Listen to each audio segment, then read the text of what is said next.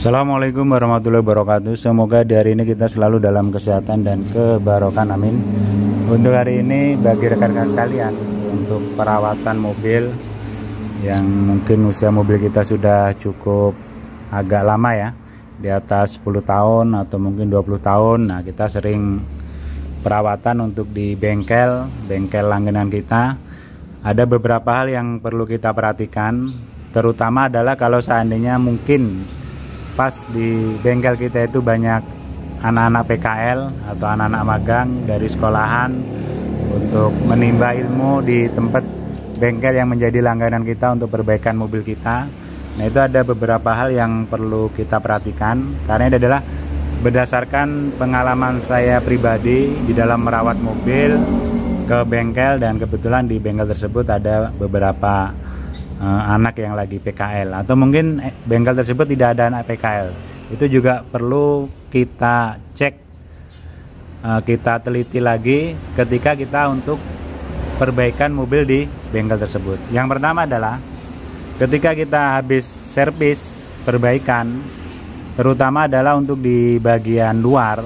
Kalau anak-anak PKL itu biasanya kan jarang ya yang membantu untuk di bagian mesin, paling dia cuman hanya diajarin saja. Tapi kalau untuk di bagian luar mesin atau di bagian kaki-kaki, nah itu ketika mobil kita keluar dari bengkel itu betul-betul kita cek.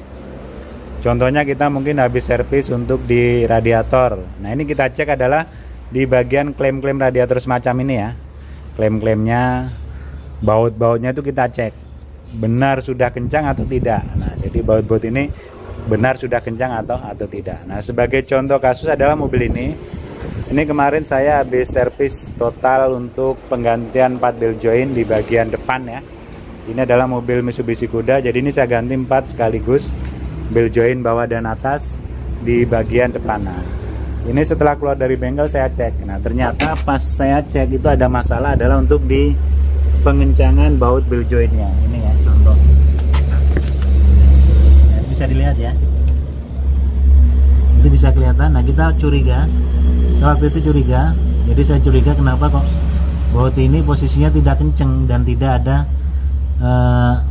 pengaitnya. Saya lihat sedangkan 3 baut ada pengaitnya. Nah, setelah saya cek, nah itu ternyata itu belum dikencangkan.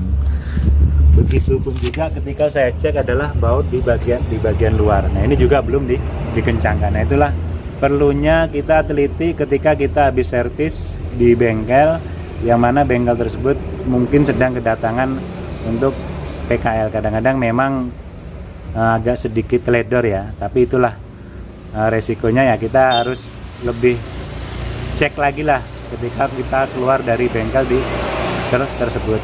Ketika mobil kita habis servis, kita keluar dari bengkel, kita cek. Jadi jangan sampai nanti pas kita gunakan di jalan itu ada masalah. Saya rasa itu aja. Semoga bermanfaat. Mohon maaf bila kurang berkenan. Assalamualaikum warahmatullahi wabarakatuh.